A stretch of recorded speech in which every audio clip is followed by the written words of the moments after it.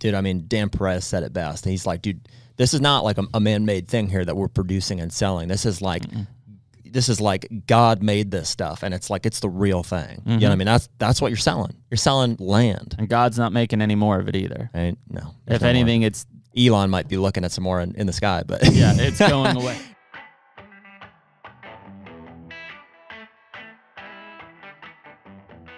The HUNTR Podcast is brought to you by Deer Grow. Man, it's almost food plot season, Jared, and Deer Grow is one of those products that has really changed the way that we plant food plots and the success we've seen from them. No doubt. I've been, trying to plant food plots. My entire, whitetail hunting career was a little shorter than yours, but the minute that I started, or that I realized that I could get Deer Grow back into some of these remote plots where I couldn't get lime or fertilizer, especially in the 50-pound bag, format. So everything was changed. I could get into these spots moving forward with a backpack sprayer, and that's since escalated to these 40 or 60 gallon sprayers, and we're doing upwards of 5 to 10 acre food plots just with Deer Grow and having phenomenal success. Yeah, and I mean, with the price of fertilizer, lime, diesel, everything this year, I mean, what better way to get in there and grow a successful food plot at about a third of the cost? Check out Deer Grow at deergrow.com. Man, we're back. Hey. All right, HUNTR Podcast, episode 69. 69. How about that? It is the last day of March. Hey. We're in April, man. Blazing at this point. Yeah. Blazing. Feels like turkey weather. That's what I was saying walking in here, man. It's greening up, getting a little rainy.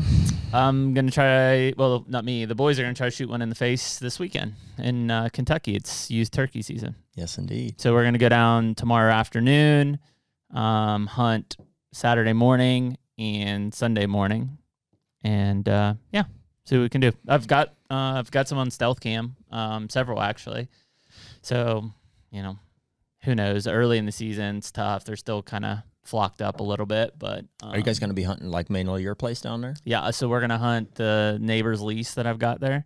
I've got you lease that from them? Gotcha. Yep, I've got a field down in that bottom that I've got birds coming to pretty regularly. Yep. So there's another field that I might go to. I'm not sure. We'll just kind of see how Saturday goes, if we hear any birds or not. But you set up in a blind with the boys? Yes, just to get away with a little bit more movement. So I've got a Hawk Scout blind. That's one of the ones I used over in Ohio on the lease on the ground. So I've got one of those set up on that plot from deer season, and that's what we'll turkey hunt out of. We guys move, like if they're... Yeah, we'll move. I try not to do too much just because it's tough. If Carter will probably be all right. If Harlan, it's tough to move and get in position on the ground, get a decoy set. It's kind of a go at them. If they're not there, strike out type of thing. Okay. I'm asking because of that youth hunt that I'm kind of guiding on. Yeah. I don't want to take a blind necessarily. Seems like a lot of extra effort. It's like, well, just sit down by a tree. If anything, I'd have it already set. And really, it's purely from a forgiveness of movement. Yeah. Because those birds are eyeballs. Okay. So yeah, he's gonna try to shoot one in the face. Speaking of turkey hunting, I'll give a shout out to my buddy from the gym. His name's Colton. He's got a custom. Yeah, I know a couple Coltons now, believe it or not. So he has I think he and some friends have a custom call company. Oh, yeah, that's right. Custom in the fact that he makes them, he presses them and Colton's stuff. Custom Calls. They're called ANF Custom Calls. Allegheny National Forest. That's right. And I bought a couple. Nice. They're mouth calls, So I grabbed a couple off of him, and I said, he's been telling me he's going to bring some to the gym, as that's where I run into him, and I wasn't seeing them, and I was like, I need to get on these things. Yeah. So I just bought some, and I texted him a screenshot. I was like, I had to buy these off the website like a freaking peasant. You didn't even give me a promo code, man. Yeah, he's like, I'll give you an extra one for free. I'm like, okay, Colton. Very cool. So that's what Ohio. So Kentucky's this weekend. Ohio's next weekend for youth. Yeah. Yep. Our buddy Jeremy and his daughter are going to go down and hunt my Ohio farm. Yeah. Opening day of trout this weekend here in PA. Opening day of trout this weekend in PA. Yeah. Youth trout was last weekend. Harlan and I caught a couple. So yeah, it's starting. I said he caught his limit, right? Yeah. So you can only keep 2 in youth trout. So we were there for like 15 minutes. It was like bam, bam. He missed a couple, caught a couple, and yeah, we were out of there. So we may fish a little bit in Kentucky. You like to eat trout? This weekend? Yeah, we did. I cooked those. It was good. Yeah, they were really good, actually. Yeah, that was always the thing. We'd always cook them up, and I don't remember ever liking trout. Yeah, Yeah, they're good. Or loving it anyways. It was okay. Yeah, I think it's just how you prep it and if you grill it or pan fry it or Think pan? Pam? Mm-hmm. Yeah, they are a very bony fish. Yeah. That's the hard part. Yeah. So are like northern pike, but I think they taste great. Mm-hmm. Yeah, I like pike. It's a good eating fish. Tastes like a walleye. Mm-hmm. Anyways. That's where we're at. It's going to be April. Well, if you're listening to this, it is April. Yeah. So maybe bad news first. We didn't make it to Kansas. We did not make it to Kansas. Yeah, we elected just based on Jeremy and I's schedules and some announcements we're going to share with you here in a minute that we're too busy. It's tough, man. I mean, it makes sense. Like to go out there and do it. It's fun. It's nice to get boots on the ground since we weren't there last year. Ultimately, is it going to really change how we hunt come November? No, I don't think so. No, it won't. The main motivator for me is knowing that we're going and wanting to find sheds off of deer we'll likely encounter this fall. Yep. So we're gonna send our buddy Marcus down in there, and hopefully that'd be sick. That's my last saving grace. I bought him a couple stealth cams and had them shipped to him, and so who knows, man? Shed hunting's one of those things. Like, I mean, I love to do it. First of all, it's not, at least where I shed hunt, it's not nearly as easy as it seems. Like, I mean, I don't think same with you, even in your ag ground. Like, it's not like you're just walking out, like picking up handfuls of sheds, like walking through these fields and stuff. Right. In Kentucky, I clearly had like one of these 10 points that I had on camera all last year, like fresh dropped. I mean, like it's the shed is there, and I combed all over that place 2 weeks ago, and I could not find that damn shed. Mm-hmm. And it's just like, how? And, I'm in timber and there's leaves and sticks and it could be buried, It's a needle in a haystack, man. I don't know if I've ever found a shed in like big timber country, like where you're at. It's just those deer move to food sources and they're tied to them. And so that's not, you're not going to just go walk through the woods and find sheds. It can happen. Rarely. I mean, I found that deadhead. My evidence of that too, man, is like you get into an area where there is a good late season food source or there is good thermal cover. Yeah. You're fine. That's where they're at. Yeah. We found, 5, 6 of them within a few hundred yards of each other. It's like, this is where they're at. This is shed hunting. Yeah. So it's so as much as I'd like to have got out there and shed hunted, just schedule didn't work. And like all of a sudden here we are into April. And we've got a lot of work in the off season to do. Like I was TSI work yesterday on the PA property. Like I'm already trying to plan out planning schedules so that I can get to all these different places. And like before you know it, like time's gone. Oh. It's ate up. So yeah, we opted not to go. That was the bad news. Yeah. Not for no reason. And here's what we've been busy with. Go ahead, Jeremy. So if anybody follows us on our personal social media, you may have already seen this. And this is tied together but independent of even I bought a farm. Jared and I had kind of started the thing long before this opportunity came up, but we are officially right now Whitetail Properties agents for Southwest Pennsylvania. It's something that we've been working on since Thanksgiving timeframe. Right now, licensed, active, and ready to rip. Yeah, and so we've been working towards this. We've been going through the education in the evenings and all the proctor test and then the in-person test and orientation, and we are literally now it's rigorous, man. The whole process frankly has given me a little bit more appreciation for the the knowledge that a real estate agent has to take to even begin working at least in the state of Pennsylvania. So we both passed with flying colors our first time, so if that gives you any confidence, we studied hard and we did well. And there's a fingerprinting, a background process after that. And so, it's just application process. We're cleared. We're good to go. Within the past week here, we've got our agent profiles live on the website. And I think because of reciprocity, we're coming after the panhandle of West Virginia as well. Yep. Right within the next 3 to 6 weeks. So if you're in that part of the country, bear with us. We'll be here for you shortly. Yep. So if you're familiar with Pennsylvania, Jared and I are a team in Beaver, Butler, Lawrence, Allegheny, Washington, and Greene. So those 6 counties, like you said, here in the next hopefully 6 weeks, we'll have the Panhandle of West Virginia, which is like Wheeling area and south. So, you know, and the team aspect of that is so cool. Like, you know, Yes. this is not something you're going to be accustomed to seeing with most real estate agents, is that Jeremy and I are really married together in this team approach to real estate. And so basically what that means is any marketing materials that you guys see from us, any contact is essentially shared between Jeremy and I. You know, and like financially we split all the profits, and Jeremy and I are true 50-50 business partners in this endeavor. Yep. And so if you guys have any questions about like, well, who do I call? Who do I email? Doesn't matter. Either one of us. It doesn't really matter. Yeah. If you like one of our faces more than the other, you know, I suppose start with them. And if they can't help you, you know, obviously we have each other to supplement. And I think the interesting part of that is, you know, if you're familiar with the way real estate kind of sets up, you know, oftentimes you have a brokerage and then you have multiple agents under that brokerage who all work in an area and in effect compete against each other. Yeah. By the way that we kind of set this up with Whitetail and the way Jared and I set this up on a business is like we are working together to take this territory by storm. And working together to make sure that our sellers and our buyers are taken care of, because you've got two of us that, you know, can be with you whenever you need it. So it's a different approach. There are a few teams in Whitetail that have done this in the past, not many. And so we're appreciative of them kind of letting us do it this way. And we're also excited about it. I mean, it's our backyard, you know, and I know a lot of people listening to this are thinking, well, like I'm in Minnesota or I'm in Ohio or wherever. And, you know, we personally can't like be your agents for that, but like still reach out to us. I mean, we want to make sure that you're taken care of too. And we can at least get you in touch with, you know, someone that we trust in that area, to potentially rep you as a seller or a buyer.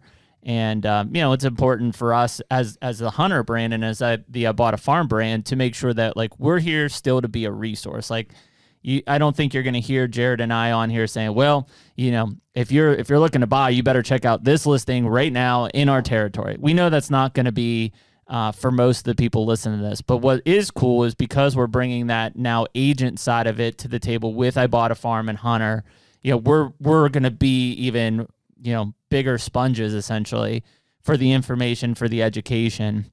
And we did a little bit of Instagram Live earlier today.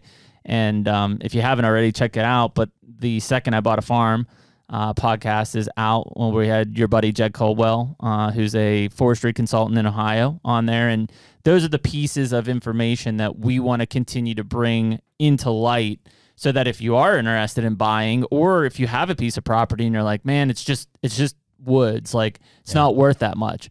Well, a guy like Jed might walk through and say that you got $150,000 in standing timber. Yeah. And those things are super important. And I say that, I didn't think I'd rant this early, but maybe I will. I say that because, you know, when Jared and I kind of announced this with the Pennsylvania team for Whitetail Properties, you know, we've heard, even when people kind of got wind of us doing it, we've heard some things of maybe people not having the best experiences with real estate agents in general. And sometimes maybe those people are picking on Whitetail Properties, especially if they want to say, well, you can't get a deal on land anymore because Whitetail Properties has driven up the price. The fact is Whitetail Properties hasn't driven up anything. It's the market. The market itself is what is determining the price range. Yeah. The fact is there's more demand for land because access has gone away. That's not because of Whitetail Properties or any other of these real estate agents. It's because hunters want private land. They want their own piece of ground to be able to manage and you know, monitor and control.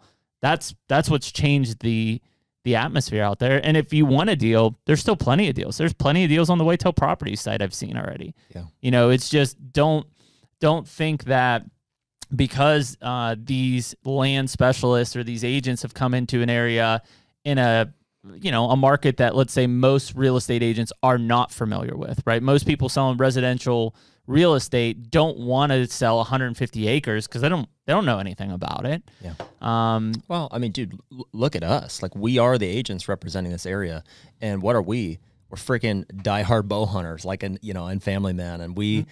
You know, we truly value, you know, like-minded or kindred spirits in that, like, dude, we're not taking this whitetail, and we wouldn't take this Whitetail Properties position if we felt, you know, that hunters and land owners alike weren't ultimately being, I think, honored by how we're going to approach this thing. And so, Yeah, we've definitely heard it, man. Even, you know, in the initial phases, I think I questioned like, well, you know, what does Whitetail Properties existing in an area mean for the landowners and for hunters like myself?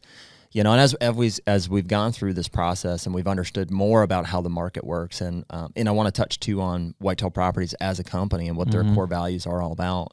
I think that we've kind of come to the realization that, like, listen, the market for this private land exists whether Whitetail Properties is there or not. And so ultimately it's going to get turned over, and the value, the correct market value is going to get assigned to those properties at one point or another. And so why wouldn't you want it to be somebody who genuinely cares about hunters 100%. Like we do? And so I want to talk to you about the Whitetail Properties organization and just their company. And I mean, dude, if you watched our podcast with Dan Perez, who was, I think, one of the founding broker or the very first broker for Whitetail Properties. I mean, dude, with respect to everybody else that we've had on the podcast, I don't know if there is a more, you know, well-grounded, more humble, you know, better, you know, ethically person that we've had on the podcast. Like just somebody that we respect so much. And, you know, that was early on. That was something that kind of inspired us to take a deeper look at what this company was all about. And so I mentioned that we went out and did this 3-day orientation. This is with, you know, Dan Bates is their educational director, and, you know, their current CEO, Jeff, and, you know, the entire sales team underneath of that, as well as a bunch of other veteran agents that we had a 3-day opportunity to kind of to question, to interrogate in some senses, to understand what they're all about.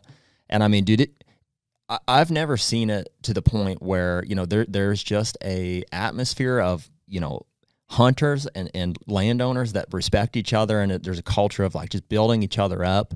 And those values that Dan Perez, I think, instilled in the company and that he bases his life on is so evident in how this company, you know, runs their business, all the way down to the state and to the county level, you know. So we're honored that they would, you know, choose us to be a part of this team. This was kind of by like a selection process, and we did multiple interviews for this, and we're honored to be a part of it, you know, even from a hunter perspective. And so I hope that if there is any kind of initial red flags of like, man, I don't know about this, you know, it's, I would ask you just to listen to our podcast, give us an opportunity to share with you who we really are, you know, and ultimately, if that's not good enough, our contact information is going to be right on the site there. So call us up, ask us how we view certain things, and we'll shoot you straight, just like we always do. I think it's interesting because all of us, if we've ever bought a piece of property or a home or whatever, you've probably experienced a bad agent, a bad real estate agent, you know, and I could count, I've had a lot. I've had some good ones too, don't get me wrong, but I've had a lot of bad ones. And, you know, one of a close person that we know, you know, basically said, well, you know, man, I look at, you know, real estate agents like I look at the game commission, like always telling me what to do and trying to take things from me and control this and change that. Yeah. And it's like, you know, I think that when you start to look at that, there are for sure agents out there that are like that. I won't argue against it. There absolutely are. But like the ones who truly have a passion for, in our case, land, and hunting and land ownership, that passion reigns through. And the fact is like, if you call me as an example, like I really care that you're calling me and saying like, hey, this is what I'm looking for, because I know it's a big investment. It's a lot of money. Or if you're selling, it's a big move of assets that you have. I think that there are agents out there that don't look at that. I don't think that most of those people are necessarily in the land game. I think most of those people are in the residential game. And so when they get a call about, hey, like I'm looking to buy 50 acres, they're just like, well, it's an inconvenience for them. Yeah. I mean, dude, I don't know if I could say a majority, but a lot of real estate agents look at it as like a side gig, like a hustle, a way to, you know, make money on the side. Sure. It's not their primary thing. Yeah, that's not how we're looking at this. You know, we're Whitetail Properties land specialists. Like this is truly our passion. Like if you know Jeremy and I at all, like this is what we care about. And we were truly going to invest 100% of our time and our effort into this. You know, to make good connections with all of you guys out there. You know, ultimately we want to see hunters, you know, and people who are passionate about land connected with the right piece of property. You know, and like I said, we're honored to to be in a place to be able to do that. So I think kind of where I want to transition a little bit from here is that, you know, one of the things that, and again, Jared and I obviously are going to continue to learn in this position. I mean, it's not like we're out there selling properties right now. Like we're literally at this point just getting started. Hopefully if you're listening to this, we're in the process of listing or showing a buyer a piece of property. But the thing that I think is extremely important is that, you know, you probably heard it in high school or college, and that, you know, like when you make a purchase on a piece of on a house, right, it is probably the single largest investment that you will ever make in your life. And for most people, when they buy a house, and that is the house they live in for the majority of their life, if not their entire life. I think that when we start to look at investments around land, there are people that are looking at pieces of land to establish a home on to be their permanent residence. There's also a lot of people, me in particular, that either have it as like a vacation or like a getaway type place or an investment with type all your pieces. free time. Yeah, with all my free time. or like the investment type piece. And I think that, you know, the one thing that seems like it keeps coming back around, and Dan said it, Dan Perez said it, is like, you know, and Bill, I think, said it. Bill Winke said it, is like, man, land is not it's one of the best investments out there. The fact is, even like, I think Bill Winke was the one who said, even if you think you overpaid, just wait 2 years and it'll catch itself up. Yeah. Which is insane, because the normal, whether you're talking about the stock market or whatever. One of the most secure, at least, you know, it obviously is a good investment in the fact that you're not going to lose money on land. Yeah. And you're not going to go out there and necessarily make 35% returns on these things. Right. But the thing that I like about it is, and why I've invested in it, is number one, for the next, 4, 5, 6 years, if I have a piece of property, I enjoy it. I use it. I'm on it. I'm manipulating it. Like, yeah. Well, dude, that's the realization that you and I came to as we were getting into this, you know, the Whitetail Properties thing, like the land investing thing, which obviously we're fairly green to. You've got into a few of them. I'm still looking for, you know, my first here in Washington County, ideally. But, dude, it was that realization of like, you know, and we've got some paper investments. I can't go hunt on them. You know, I can't enjoy them in the meantime. I can't even try to make them perform better. Like I'm a nobody. On top of that, yeah, dude, mine are down significantly.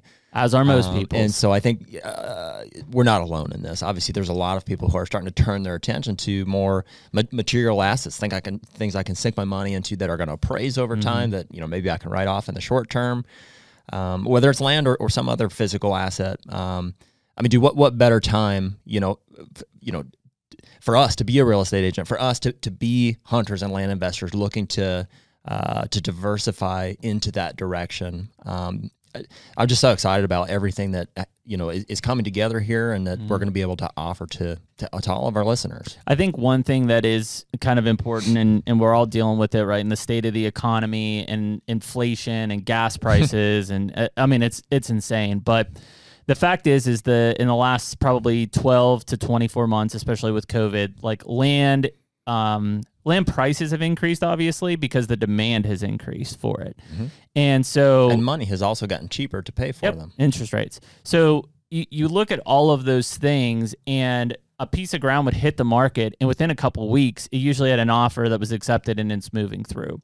We're going to come into a time here, maybe it's not next month, maybe it's 5 months, 6 months from now, that we're going to start to see more supply on the market, because interest rates are going to start creeping up. Inflation and gas prices have. Well, dude, in the same way we talk about, you know, hunting numbers is something we talk a lot about, and you got some giant influxes in 2020, 2021. And in the same way that those are going to start to come kind of peter back down, you've got all these people that like kind of panic bought, or, you know, because of this pandemic have gone out and bought all of these recreational pieces of ground that, and maybe they live from the city, maybe they're out of state. There's going to be a large number of people who realize like they can't take full advantage of these things. Their employer is calling them back into the office. You know, they just don't have the free time they thought that it's not what they thought it was. It's not something that they enjoy, you know, the way they thought it would. And so like what you're saying here is there is going to be an increase in the inventory for land, you know, and those who are seeing that coming, which if you're listening to this podcast, we're telling you, you know, prepare yourself to be able to make these investments, and you'll be able to get them at a reasonable cost, or reasonable price rather. And like you said, there is no more secure investment. So even if you feel like, you know, hey, I'm paying a little more for this than than I would like to. Give it a couple of years, and realize not only the utility, which to us is hunting, is maybe family time, is maybe to build a house on it. And ultimately, we want to be able to help you guys realize those assets that are valuable on your piece of property and sell it appropriately. Yeah.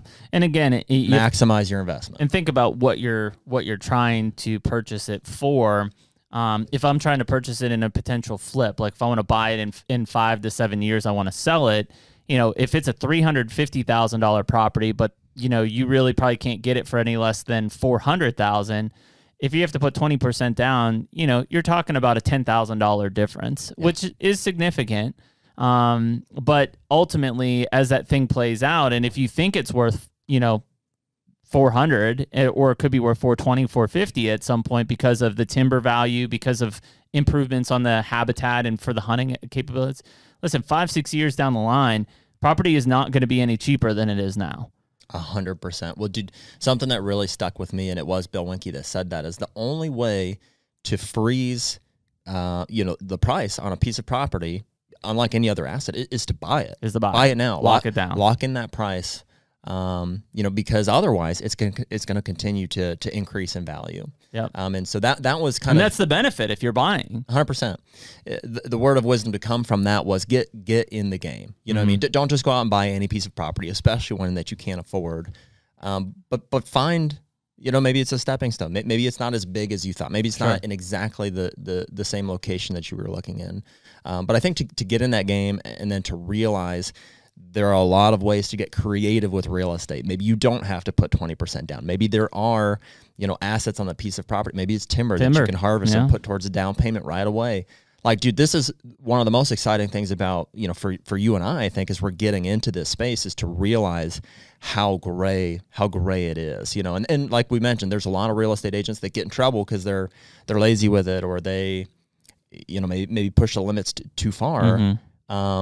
And we don't want to go that way, obviously, but it's definitely a gray area. It's not black and white in terms of this is how a deal works. It's sticker price, you put the money down. That's not real estate. That's just not how it works. No, so. and I think as the buyer, something that I'm really big on. Obviously, we talked. You're 29. I'll be 38 on Sunday. 38 on Sunday. Oh, I'm glad you reminded me. Yeah, happy birthday to me. But one of the things that I focus on is kind of worth and wealth, but from a life standpoint. And what I mean by that is like money, it is a big driving factor of that stuff.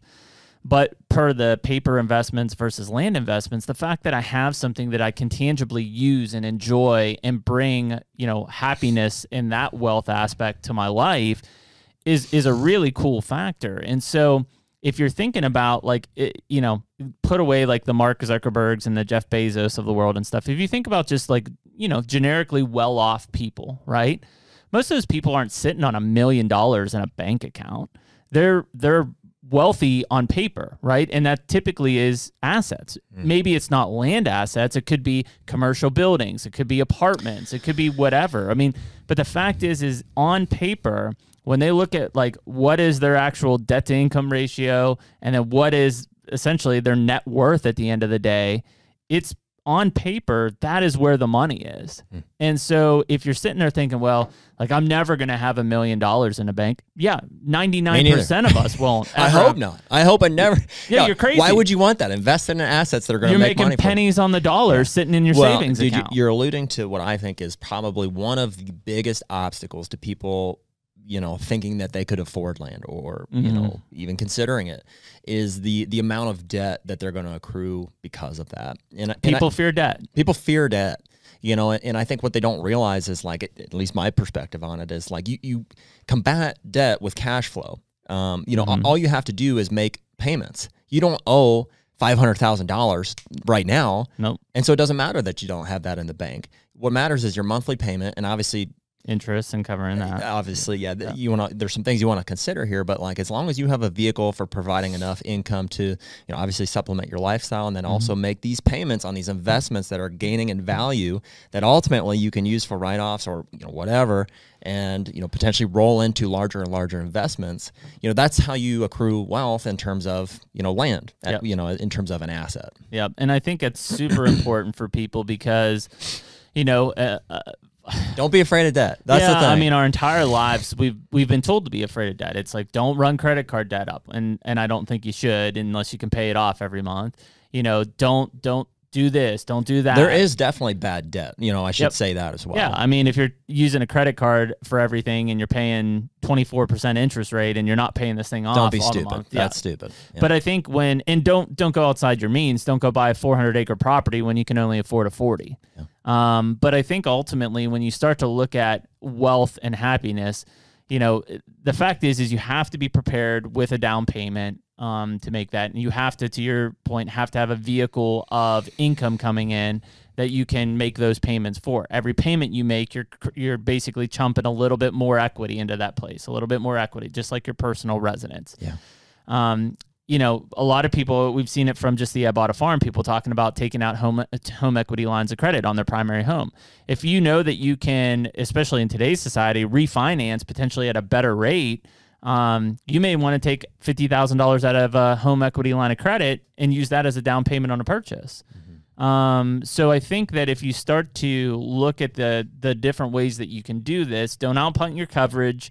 But again, to Bill's point is, you know, if you want to stop the growth of, you know, cost per acre, you got to get in the game and you got to stop it now. If you keep letting that go, eventually it may be out of your wheelhouse. Just because, you know, you could afford a $3,000 a month payment and now it's at $5,000 a month because it's astronomically more expensive in that area. Yeah. You just never know. But I think what's really cool about the fact that where we sit now in today's society is, gas prices are high, food's high, everything costs more. Money is still relatively cheap, meaning if you take an interest loan out, it is still relatively cheap. And the market for land is going to continue to get hotter. So if you're confident in your skills to buy a piece of 40 acres and turn that into a better hunting ground, guess what? You will make money on that property when you sell it in 3 to 5 years. Well, dude, that's one of the biggest things that's come here with, you know,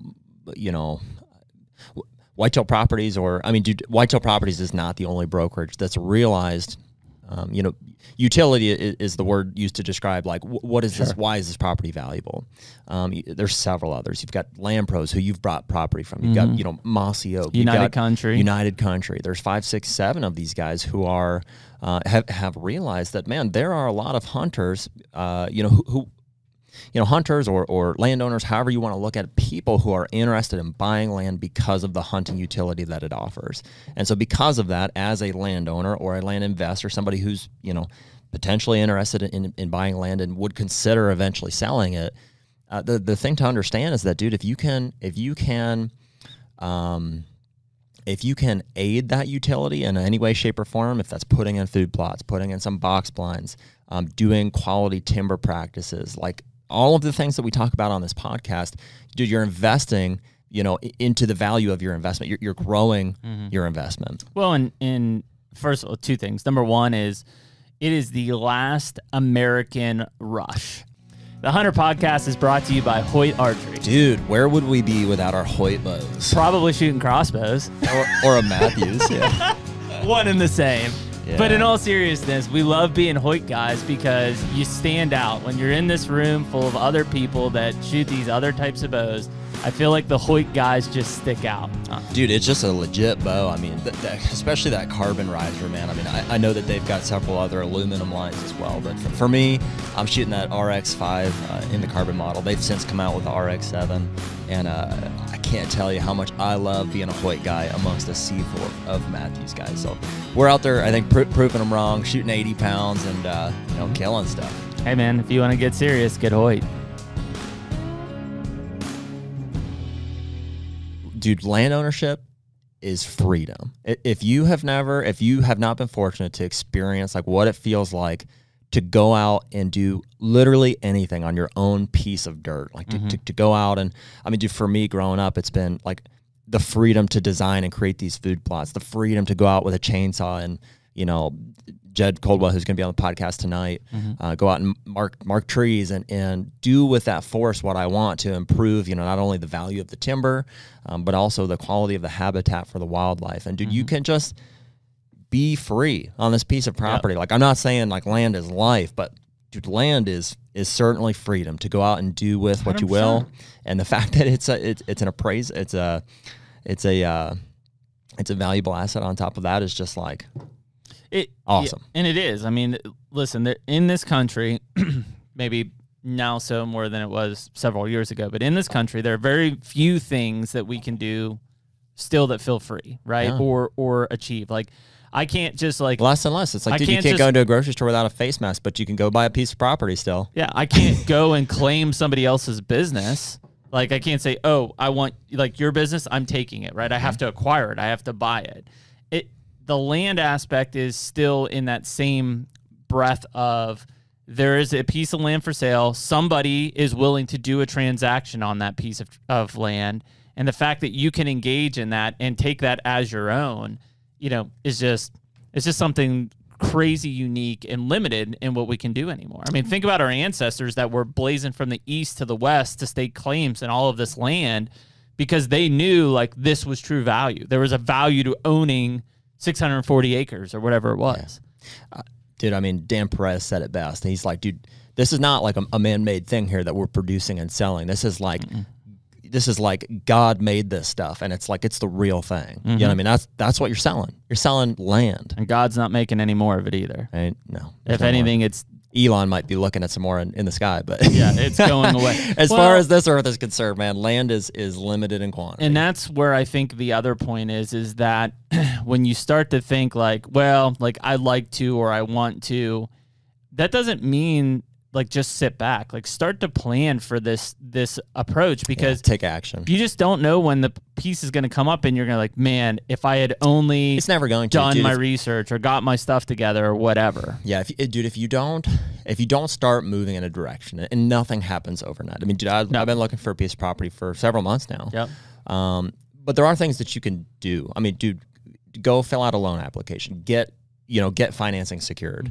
Talk to a real estate agent. Start, there's several apps. I mean, dude, Lands of America, Zillow, whatever you want to use. Get on there, set up some filters, and start just browsing. See what's in the area. I have them every day to my phone. If there's a new property in certain counties, go on whitetailproperties.com. Yeah, and obviously, as we start to connect with more landowners, we'll be bringing some of these listings to you guys directly, and we're available to everybody. But obviously, we're gonna make those available to you guys as well, and Just keep an eye out. You know what I mean? Start to do that. Start to ask questions. You know what I mean? If you choose to work with Jeremy and I, just say, hey, what do you think about this one? Hey, I'd like to go see this one. We're happy to go out and walk all these properties with you guys and share with you our honest opinion about its value, its recreational opportunities, and what could be done to improve it. Yeah, it's a no strings attached piece too. Yeah. I mean, I think that when you the other big thing, I guess, if I look at this group and we're guilty of it as well, is think of the number of hunters right now who are spending between $2,000 and $10,000 a year on leases. It's an astronomical amount, and I know why many of them are doing it. But I also know that some of them are doing it because they don't think they can ever own their own piece of ground. They can't afford it. Yeah, it's that down payment that's intimidating. And it is. But I think when you start to think like, your personal home is a great example, right? Again, don't outpunt your means. You got to make sure that you can afford the payments, right? But if you have built, of which most of us who have owned a house for several years at least, have substantial equity in our own personal residence, number one, because we had to put a down payment on that, even if it was FHA and 5%, like you had some equity built into that. And then number two is you've been paying on the principal and interest here for the last 3, 4, 5 years, whatever you have owned it for. If you get that, and in today's market, house values have appreciated. If you get a new valuation put on that house, a new appraisal, you probably have a substantial amount of equity in your personal residence. The fact is that you could go out and you could take out a home equity line of credit, or you could refinance that piece of ground, and you can get that money for a down payment on a new property. Now, keep in mind, you still have to make payments on your primary residence and this now new property. But ultimately, if it's not a cash flow issue as much as it is an individual down payment, that's a great example to look at. And, if you are confident, especially that that's your forever home, that's what you want to do. I knew plenty of guys who used to take out, a home equity line of credit. They could buy a new piece of ground. When they would sell that piece of ground, they would pay off the home equity line of credit. When a new one came up, they would take out another home equity line and they'd go and do it again. And what I fear that a lot of people, and we're not financial advisors, right? But what I fear a lot of people don't fully take advantage of is the fact that when you own a home, a primary residence, and you are paying on that primary mortgage, you're accruing equity in that property that is yours. That is cash in your hand. It's on paper, but you can utilize it. And I would bet that most people in their mind are thinking, man, in 2025 or 2045, I'm going to pay this house off. Cool. And then what? What are you going to do? Because now you don't have to make that payment. What are you going to do? Just put it in your bank account every month? Well, what that does is it frees up cash, so... but you still need a lump sum of cash for a down payment. 100%. Yeah, it's not doing anything for you now. Like, don't wait for that, is I think what you're saying. But when it does happen, it's like it just frees up that monthly payment to put towards something else. Yes. And I'm with you. Yeah, don't just... And I'm not saying don't save money, because you know... You have to. Maybe I am saying that. You should have some kind of a reserve. Obviously, you don't want to be without cash. That's why I said, cash flow is what combats debt. But ultimately, like you said, don't just stop there and say, oh, great, I own this now. Cool. Now take that monthly payment and put it towards a new asset or improving that asset, for well, and that's there's so many different ways to do it. I've had so many people tell me that, like, oh, I've only got 10 more years left on my mortgage. Once I pay that house off, then I'm going to be looking for a property. And it's like, first of all, who knows what the market prices are going to be in 10 years? Second of all, like, you have a substantial amount of equity already in your home. Like, if you can afford the payment, why not do it now? Yeah. Like, what's the reason for holding off? Just because you want to have a primary residence that's paid off? Like, if you're close to retirement, I get that, because you don't want to have to be paying a mortgage when you're living on Social Security or something. Yeah. But ultimately, if you're still younger than that, you don't need to wait for that long. And again, how many of us, unfortunately, many of us won't even see retirement, just because of the way life is. Yeah, very true. And so it's like, I look at it as, I want to have an asset. I want to invest money. I don't want it to sit in the bank. I want to have it in a secure investment. I don't want to be super risky. I want to be able to make money on it, and I want to enjoy it. I want to be able to walk out and, like, do something. And even if it's not as much as it would be if it's in my backyard, the fact that it's still there and I can use it at any time and it's my property, not to mention the tax benefits if you've got structures for write-offs and depreciation. Yeah. It's crazy. That's been a big thing, I think, for you and I. I don't know if it was like within the past year or, even before that. But like, dude, we've had some, things in our lives that I think have kind of like shook us into the realization that it's like, dude, I don't want to wait till I'm retired to enjoy life. Like, your dad had some health issues, somewhat recently, and he's since come out of that. I had a sister pass away at a fairly young age, like 17. And so like these things, I think, that just have made us realize, like, dude, how precious, like, our time on this earth is, and so we're like, I think we made a decision, like, dude, we are not going to wait until we're retired, like our grandparents did or whatever, to enjoy life. We need to structure, our life now, which includes the investments that we make and the way that we treat our businesses, in a way that we can enjoy our life now. And that doesn't at all mean that we don't work hard. In fact, probably the opposite. We work super hard to enjoy every single day. And I think when when those, things kind of align for you, or you're able to get some positive momentum, I think is really the thing that you're looking for there. And that just comes with small decisions about things you're eating on a daily basis, how you're working out, the way that you're interacting with people.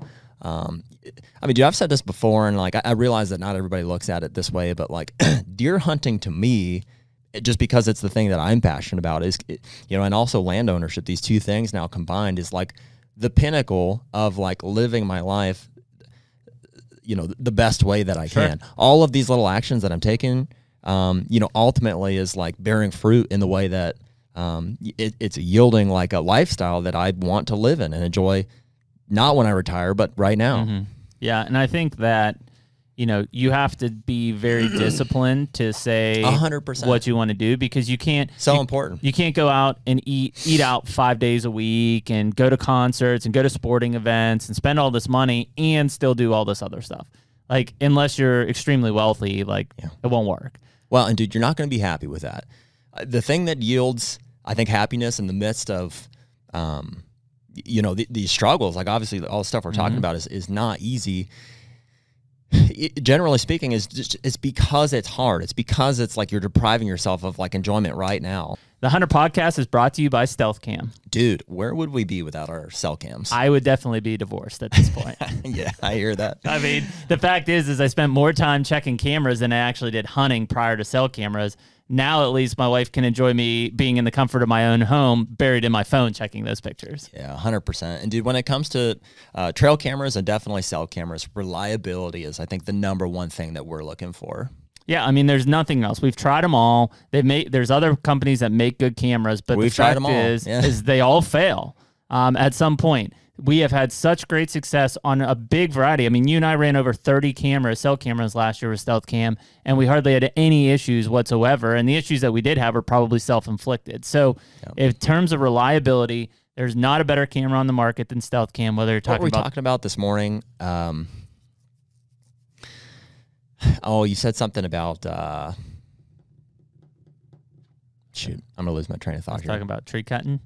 About cutting tree. Oh, well, dude, we were just talking about how sucky it can be working so hard. Yeah, in the office, you're like, oh, I just want to go hunt, and and I mean, dude, my perspective on that has changed. I think in the past 2 years, maybe. Yeah, I've started to just like and I'm not the first person to have done this like at all, but like it's embraced the suck. Somebody actually coined that and has said that, I think, but it's like, dude, the less you start, you know, the more you start thinking like, oh, this sucks. I don't want to be here. I don't want to do this. And the more you start to be like, man, this thing that sucks right now is going to ultimately yield a better experience of when I get to go out and actually do this thing. Dude, when I killed that booner this past year, like not literally, but like in my head, it's like, it's the entire lifetime of struggle of, you know, up to that moment, the wrong business decisions that I've made, like you know, all these things that have happened that I'm like, that's the payoff, you know, and it's not like I wasn't happy until that point, but it's like I achieved it, you know, through that. That was like, it was those sucky things, and it was like, it was those things that I used to hate and avoid that now I endure and have it, you know, just like endurance to power through and ultimately overcome that makes you know, it's the cloudy days saying, you know, it's the rainy days that make the sunny ones so great. And man, that's what's so crazy about embrace them working. Like if we all think about it, let's just say we're the average person and we work 40 hours a week, right? That means during the weekdays, you know, on average, we're at home not working for 5 hours before we go to sleep, 6 hours before we go to sleep, something like that. We're working 8 hours, maybe driving another hour or so. You're not saying we do that. You're saying... No, I'm just saying in general, the average public, right? And so then you got your weekends off, right? 5 hours. That would be amazing. Yeah. and then, like, I'm just saying, so then all of a sudden you've got, like, think about that every week. And then listen to people talk about their work and hear, like, how freaking miserable they are at it. And it's like, why are you doing that? Yeah. Like, I understand you have to put food on the table, a roof over your head, right? But how can you live with yourself 40 hours plus a week, every week for the next 10 years, 20 years, 40 years? Yeah. Dude, your life's running you. You're miserable. That goes hand in hand. You're not happy. Goes hand in hand with the, you know, the free time thing. I've had people recently ask me, like, how do you have so much free time? Or I don't know if it's free time, or how do you have so much time? And it, dude, the reality is it doesn't come, it's not about having time. It's about making time. Well, you prioritize. Like I would say when somebody asks me, and I don't often say it just because obviously my wife and kids, but like I'm all, from the moment I wake up to the moment I go to sleep, I'm working. Either in my brain, on my phone, like here at the office, out in the field, whatever, I'm working. That said, like yesterday, I cut out 2.5 hours before the kids got home from school, and I cut 2.5 acres of TSI. But while I was on there, when I was like needing a breather, I was already on the phone with clients or with employees saying, hey guys, we need to do this. How's this looking? What's this? I don't stop working. I don't have a rigid 8 to 5 job. Thankfully, I don't. And, you know, I've created that myself, as have you. And I'm not saying that everybody can do that, but reevaluate a little bit. This goes back to that kind of life wealth, which is like, man, if you wake up in the morning and you dread going to work, and it's not just like, oh, I dread Mondays. Like, no, it doesn't matter if it's Friday. Like, Mondays. I just dread going to work. Yeah. you need to change something. You can't do that. That's not fair to your life. It's probably not fair to your family because you probably come home miserable as hell. Like, and I know my wife has gone through it just from starting businesses and things, and my kids have gone through it to where like I'm either drained or I'm frustrated or I'm stressed out. I mean, it's part of running my own business, but like it's not fair to them for me to be that way. And so like, you know, COVID was my kind of escape here. When COVID happened and we shut down the office and everybody kind of went their own way and we were all kind of stuck at home, I started to be like, oh, it's like whatever, mid-April. Hey, Harlan, you want to go trout fishing? Cool. Like skip out 2 hours early, go trout fishing, like be outside, go do. And all of a sudden now that's just part of, again, I don't have free time. I prioritize and I make time. And it's not every day. Like there's most days I'm working 10 plus hours, but other days, I'm going to cut out half a day, take my kid fishing because that's what's important. It's the only reason I'm working is so that I can do that stuff. Yeah. You're prioritizing the right things. I mean, that's important. Like you can prioritize sitting at home on the couch and watching your show, you know, and that's not what we're talking about. You know, that's not necessarily, everybody needs me time. Yeah, you need me time, you need downtime. I think also I want to say too, just in regards to lifestyle and to real estate and to investments, all these things, like, dude, and I speak for, I think Jeremy and I, we don't mean to preach at all. Like not, you know, the way that we're approaching this may not be right for every single person. You know, there are definitely principles that apply universally, but everybody's different, dude. Everybody has different scenarios. And so like, you know, even your comment there, which I've probably made in the past too, about like change something if it's not right. Yeah, I would also advocate for that, but I also realize that like, dude, some people are just in circumstances that cannot be gotten around, you know, if, you know, at least for the time being. And so like, especially if you have, you know, kids, somebody you have to provide for, you know, parents or grandparents that you're taking care of, you know, there are things that ultimately should supersede your own happiness or financial well-being. Prioritize those things. The one thing that I will say though, and it's only because I've done it and it wasn't easy, and I've seen plenty of other people do it and it's not easy, is let's say you're working a job that you have to work. Like you don't have a choice, like this is your job, but you're not happy, right? Yeah. Perfect case in point is when did we do our real estate? Freaking in the middle of the night, basically, to take our test. Start working towards something else. All these things are tied together. Make time. Start working towards something else. Put the kids down. When I was in a corporate job and I didn't like it, I was working towards building my marketing agency. Yeah. And it was 9 to 2 a.m. and it sucked, but I was doing it because that was my escape. Eventually, that's where I was going. And so, you know, all of us, even if you have, like me, family, at some point the kids go to sleep. Your wife goes to sleep. You may be tired. You're going to have to cater yourself to start working towards something else. Maybe that's a small turkey call business. Maybe it's a food plot business. Maybe it's real estate license. If you're in a position, and maybe you're okay with your job, but you don't have the finances to do something like buy land, great, form another revenue stream. Like that's the beautiful part of us being a capitalist country is the fact that you can go make money, create a business, go make money. $100, here's your LLC, go make money. That's what's cool about it. And I think that people get into that point and they're like, man, you know, based on my salary where I'm like, okay, cool. How many hours you work a week? 40. Okay. What do you do for the rest of your time? Well, what do you mean? Like, what about all the other time you have? Well, I've got family. I've got this. Well, could you start doing a real estate on the side? Could you mow lawns? Could you plow snow? Yeah. And if you want it, and it doesn't, you can do it. Have to, you know, I mean, it doesn't have to yield income in the form of money. No, it doesn't have to. You know what I mean? Ultimately, frankly, it just needs to yield happiness. Yeah, dude, do what you love. That's it. I mean, in the grand scheme of things, like people will say that money can't buy happiness. There's no worse thing than financial stress. Yeah, if you are in financial stress, you are experiencing one of the worst things that any human being can feel, right? Minus probably death of loss. Yeah. That said, is that your financial, let's say, levelness is going to lead to a more level-headed mindset, which will likely lead to being happier.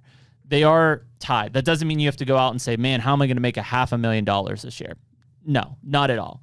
It just means that you want to be in a position where you still have to be very diligent with your money. You still have to be very conservative with where you spend, But at the end of the day, you're not thinking, man, how are we going to pay next month's mortgage? Right. Because if you are, the job that you're currently in isn't good enough for what you need, so you're living above your means.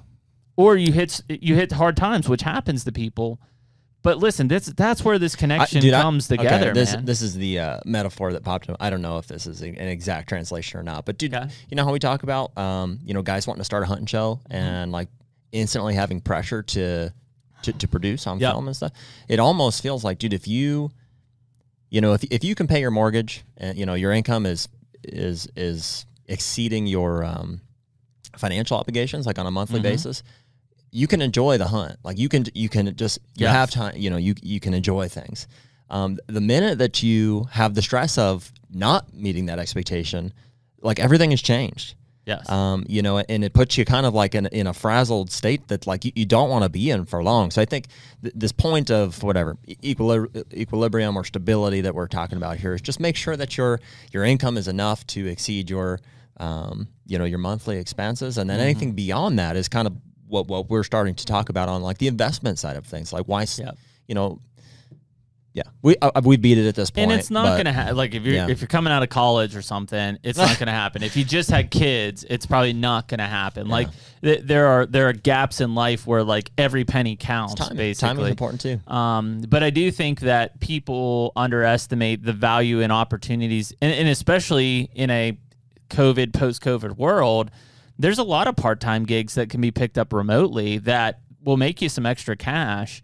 In fact, like, from our marketing side, we would contract a bunch of writers who I was paying writers $400 or $500 a month to write articles and stuff. That's good side money. Here's a good starting point, man. And it's like, it's I don't know. Maybe it's a little weird to say because I've known what mine is for so long. But more and more, like the more I talk to people, I come across it and realize that people don't know what they love. Like, I'm like, what are you passionate about? And they're like, I'm not sure. Yeah, and I'm like, that's weird. I'm like, what do you mean? Yeah. What do you like to do? Yeah. Well, I don't know. And it's like, well, freaking figure that out. First of all, the first thing you need to do is figure out what you love. And if you don't know, try some stuff. Like, that's scary, man. I'll offer you some stuff. Find anything. You're gonna like to do things, but I think that's what's so cool about hunting and fishing is the fact is like if you hunt and fish and you like truly hunt and fish, not like I'm a weekend opener weekend type guy, like that's one of the first things you say when somebody says, well, what do you like to do? And you're like, oh, I love hunting and fishing.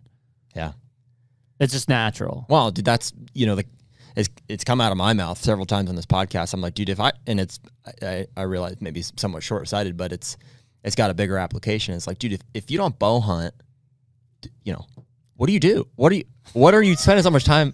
Yeah. It's like all I think about, you know what I mean? On top of, these things that I prioritize, my marriage, our business, our real estate clients. It is an interesting point because, I mean, some guys were just talking. What do you fill your headspace with? When we had Dwayne on the last podcast, a lot of guys were saying, well, man, I think I shed hunt more than I deer hunt. And we know several people. Cool. Kev is a great person for that, where he shed hunts probably more than he deer hunts. At one point in time, I would have said I probably checked cameras more than I deer hunt, and not because that was a pastime. It was still part of deer hunting, but it was just something that I love to do. Now, I love the off season as much as I love the hunting season. I love just being out there cutting trees, planting food plots, running cameras, whatever.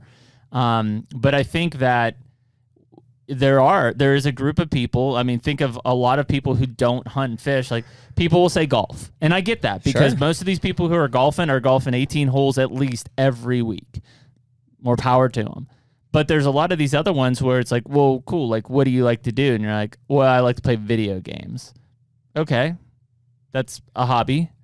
Yeah. I think it's applicable. Dude, whatever it is, whatever you're passionate about. I mean, dude, hunting ain't everything for everybody. Sure. It kind of is for you and I. That's what we've, we know, like, in our bones, like, dude, we're hunters. Like, that's what we want to do.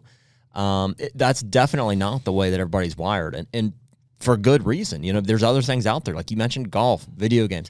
Dude, whatever it is. But there is a lot of stuff that is, you will ask them and they don't know. Yeah. They don't know. Well, what I was going to say about those things, though, is whatever it is, though, dude, allow that passion to let you grow, and that's progress. Don't just golf 18 holes and plan your life around it a little bit. It's great. Yeah, improve. Find ways to, bring other people into the sport. Find a way. Go to other golf courses. To expand on your exactly. Dude, it's the same thing. Yeah, it's the same thing. It's really interesting though, because that passion aspect of it is, I think, what really separates. You can walk up to somebody let's say we're at a convention for hunting and stuff. You can walk up to somebody and in the first 30 seconds you're like, okay, this guy hunts, but not like me. Yeah. He hunts and I respect that, but he's just just not into it. Then you get into another conversation and in the first 30 seconds you're like, damn, this guy, we see eye to eye on a lot of stuff. And I think it's because like you can just truly tell the people who hunt, because it's just a part of life. Like it just, it's something I do, versus this is life. Like aside from maybe family, business, religion, etc., like this is life. Yeah. And I think that it's really interesting when you get into that group of people, because that's the same group that I think if you said, okay, hey, listen, you have to do X or you'll never hunt again. It's like, cool, which direction do you need me to go to do that? Because that's how much it matters to you. Where a lot of these other people would say... Your checkbook is going to show you what your passion is. You know what I mean? It is. This is maybe more your generation than mine.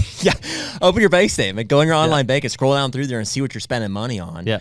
And anything on top of utilities, mortgage, that's what you're investing time in. And if it's not something that you're passionate about, it's not something that you want to be investing in, then change that. And dude, that's why, I think people, I don't know, they laugh or they're like, why are you spending so much money on hunting? I'm like, what else am I going to spend money on? Yeah. You know what I mean? I can't get my credit card out fast enough. Yeah, and I think it's an interesting... Within reason, obviously. Well, and I think it's an interesting place because it's a driving factor of like, this is what moves me to work hard or to do whatever, and to prioritize time is these activities, and without them, what do? I come home and watch TV? And I'm not saying there's anything wrong with that. Most people. I think we're circling it. It's, dude, just challenge yourself. At whatever the activity, whatever the thing is, dude, challenge yourself. Set a goal for yourself. Like, dude, it will make you a better person. And struggling towards it and sucking at it in the beginning is good. That's really good for your ego. I mean, dude, I didn't decide to go on some of these mule deer hunts that you and I did, or this elk hunt that I'm going to do this year, solely because I do want to do it. Don't get me wrong. Yeah. I'm super looking forward to it. These are dream hunts and stuff.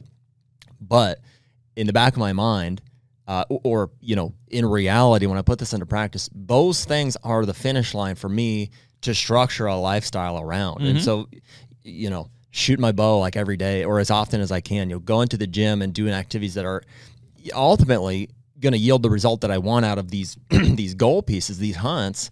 But dude, in the meantime, I've got 8 months of healthy living, of sucking at something that I'm trying to get better at, and it's like, dude, it's made me a better person for sure. Well, I think that's where, again, just those little things that you do and accomplishments outside of work start to work towards your conscience of being a happier person too. I mean, the fact is that there are plenty of guys who are very wealthy and work really hard who are miserable people, because that's all they do is they just work and work and work and work, and then they're just miserable. They don't do anything else. Yeah. And like, that's fine if their goal is to be successful in a certain field, but ultimately it's like, well, why work so hard? What is the purpose of that? Is it to just support your family? Great. Is it to support your family and enjoy all of these things with them? Great. But like, if you don't have any time to do that, what's the point? Yeah. And you see that a lot. You see people that will just work themselves to the bone day in and day out, and sometimes because that's what they have to do, but oftentimes like there's a miss on something that the reason in their head they were justifying doing that was missed because they didn't have the time to actually do it. How sad is that? It's a scary, scary thing. And I'm sure people listening to this, I know I've been in that position myself, where I'm working, and things are going well and I'm succeeding. And then one day it was like, but like I'm doing that to go and hunt with my kids more, or to fish with my kids more, or to be out and do. And like, I don't do any of that stuff anymore because I don't have time. Or when I get home, I'm freaking mentally exhausted. I don't even want to think about it. Yeah. And it's like, what a miss. Dude, you once you reach that level of, success or, things are going well, like in business, these things that you're doing, you should love your work, but, ultimately it's providing income for you to go and do, other things as well. Dude, if that ever gets to a point where it's like getting in the way of, like you said, spending time with your family or hunting, whatever this thing is, granted, you're going to have to make some sacrifices, but like, I think one of the hardest things to do for passionate, hardworking people like us is to leave money on the table, and you have to. You have to. There's an unlimited supply of opportunities that when you start momentum in a good direction, they'll be there. Yeah. And you're gonna have to learn, to prioritize some of these things we're talking about, and that's gonna mean making some tough decisions. And for sure, you're gonna leave money on the table, and you just have to value that appropriately. You just have to look at it and say, "Cool, I could have did this, and I can potentially make this," or like I could just go and do this, and I'll be way happier doing that. I'd give you a perfect example in the habitat field was, and I sent it to you. I was looking at renting a skid steer with a drum mulcher to go and do that acre plus behind my house. And it was like, I forget what it was, like $1,300 a day to rent the machine, not for diesel and everything else. And so I'm like, okay, like I can rent that, I'm going to have to do this. And I'm starting to go through it and I'm like, holy shit, like I'm going to need that thing for 10 days. First of all, I'm not a good like equipment operator on one of those things to begin with. I'm going to need like 7 days to clear this thing out. Yeah. And then it's like, plus all the time I'm giving up. And I was like, oh, cool. I'm just going to hire the guys who know how to do this stuff and do it right. Yeah. And dude, that's because, think about what you lose by going in that direction. So you're giving up 2 or 3 days easily of your time, which is time away from, your family, whatever else you're wanting to do.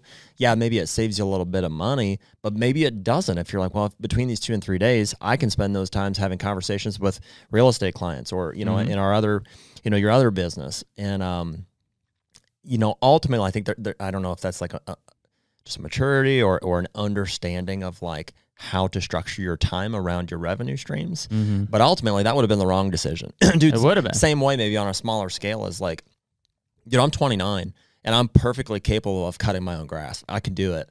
But I've done it before, believe it or not. But I don't own, I don't own a lawnmower since, my wife and I bought our first house. I didn't buy. Well, you had to rent it first, so he mowed. Yep.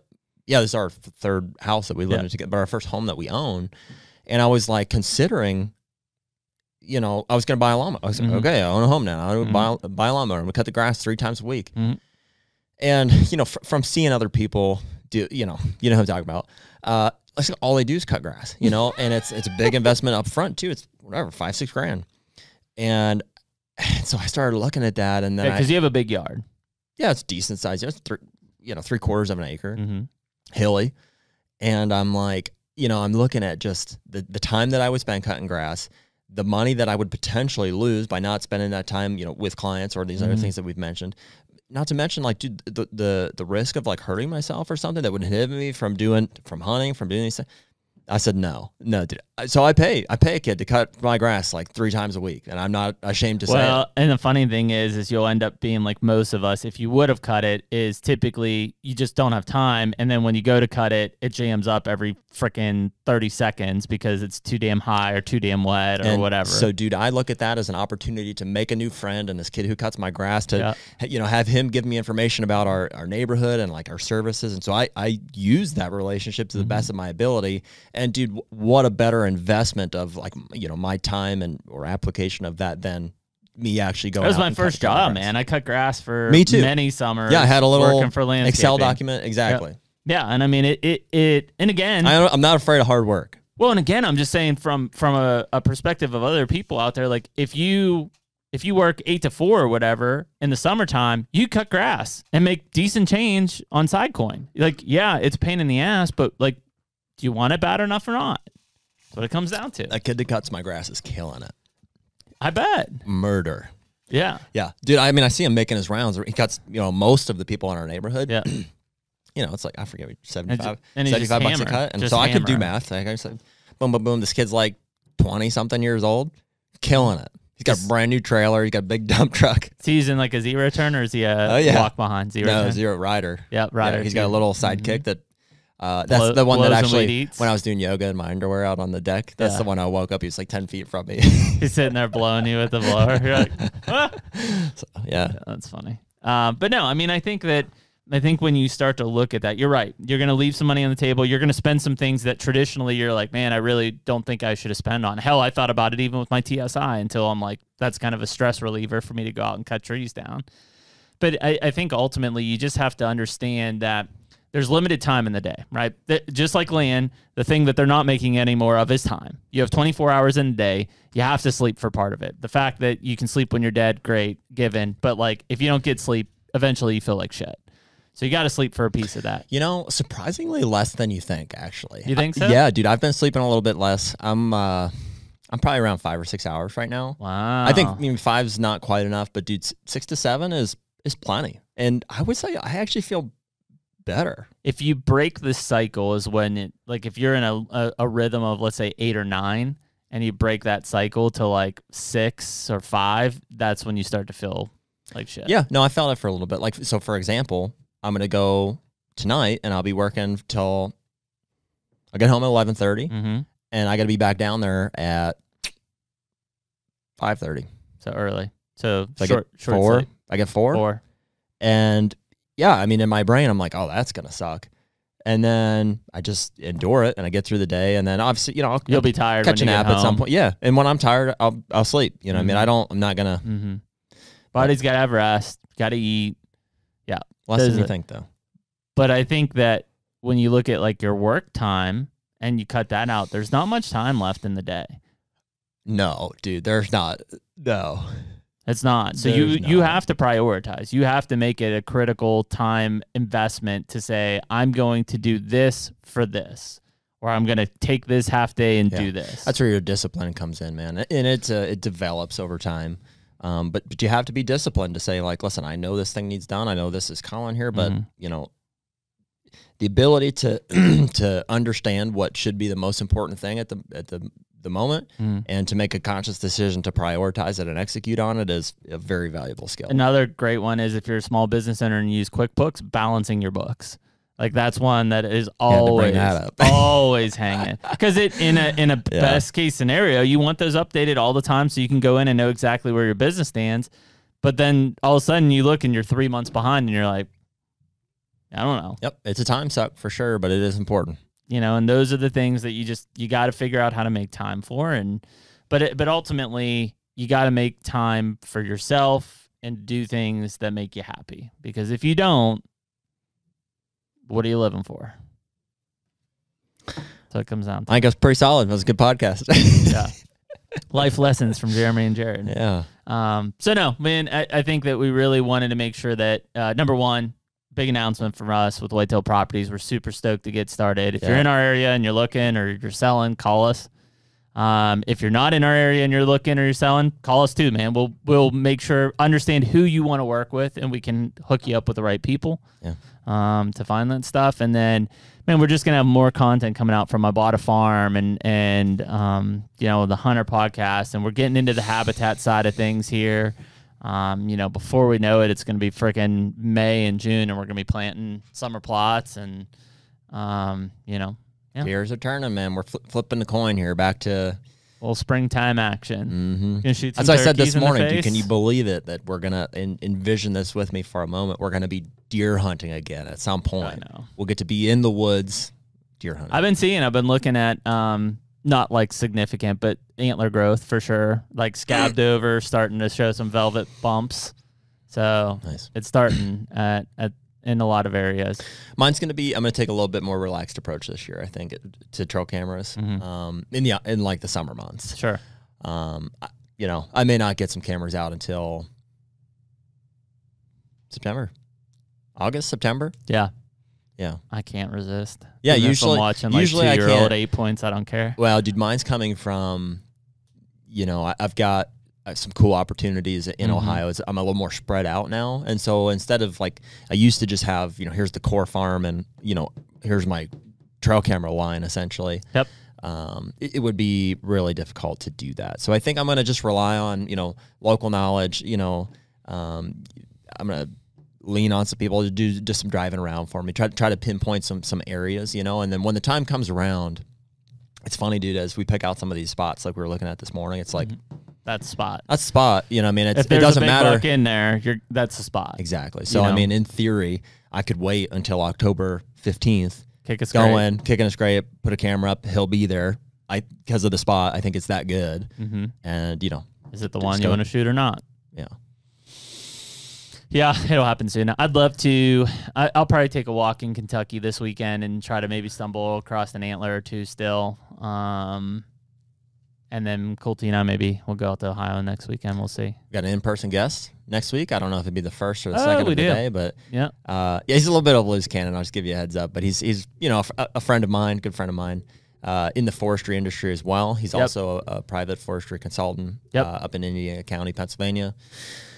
Mike Lauer is his name. Yeah, it'll be comical and hopefully he is a riot, man. I can't be held accountable for anything that he says on his podcast. We're due for one of those. Nor can I confirm or deny, stories that he has about me. So yeah, we're due for one of those, comical podcasts. So that'll be a good one for next week. And obviously last week, if you're listening to this, was Brian Murphy. So go back and check that. And if you haven't, make sure you touch base on the Abada Farms. Those will be coming out every other week for the near future.